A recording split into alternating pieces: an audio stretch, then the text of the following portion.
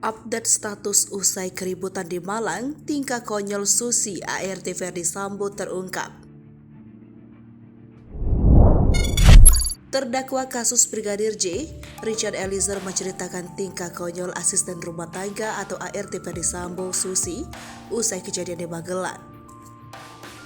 Hal itu Eliezer ungkapkan saat menjadi saksi di Pengadilan Negeri Jakarta Selatan Rabu 30 November. Awalnya, Richard menceritakan kronologi terjadinya keributan di Magelang saat dia mengantarkan barang ke sekolah tempat anak Ferdi Sambo.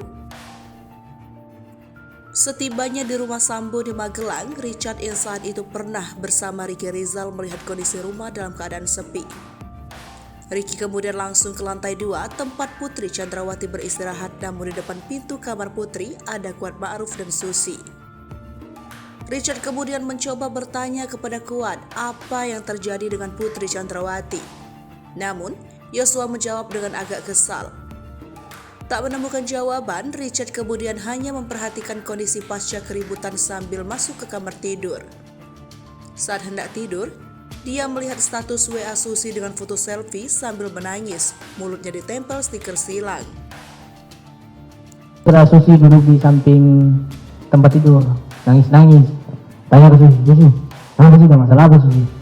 Diam aja, nggak jawab ke saya kan. Baru saya masuk kamar. Pas saya udah baring di kamar ajudan, saya main HP yang mulia, belum langsung tidur. Saya main HP, buka HP. Saya lihat, karena saya kan simpan nomornya Susi di WA yang mulia. Saya lihat Susi buat status yang mulia, dia foto selfie dia, foto dia sendiri. Baru di muka, di bibirnya dia itu dia pasang stiker kan yang bertuliskan cukup tahu aja. Dia buat stiker kayak gitu yang mulia. Baru manusia ini kenapa ini? Kenapa?